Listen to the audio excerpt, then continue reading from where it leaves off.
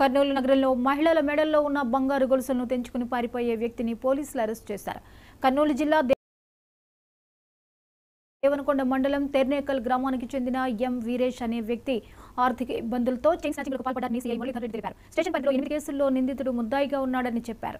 నిందితుడి నుంచి 6,60,000 రూపాయల విలువ చేసే దాదాపు 21 తులాల బంగారు ఆభరణాలు, ఒక ద్విచక్ర వాహనం స్వాధీనం చేసుకున్నట్లు వెల్లడించారు.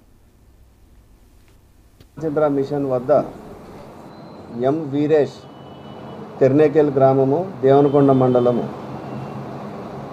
అను ఒక స్నాచర్ని 3 టౌన్ పోలీస్ స్టేషన్ పరిధిలో 7 కేసులు, 4 టౌన్ పరిధిలో 1 కేసు చేసిన ముద్దాయిని అరెస్ట్ చేశాము.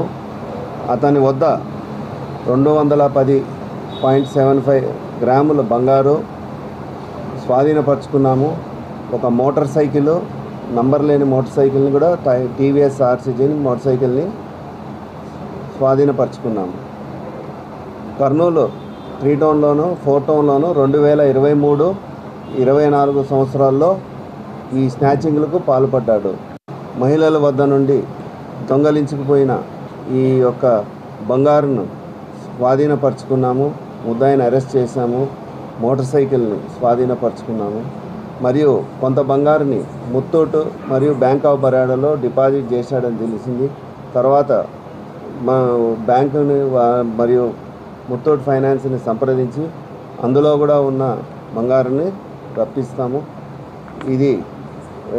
ఇతను మన దేవనకొండ గ్రామంలో దేవనకొండ మండలంలో తెర్నేకల్ గ్రామ నివాసి. కొన్ని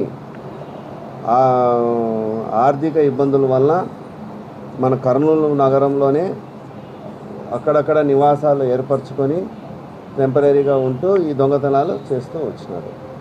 ఈరోజు అతన్ని అరెస్ట్ చేస్తాము, రిమాండ్ కూడా పంపిస్తాము.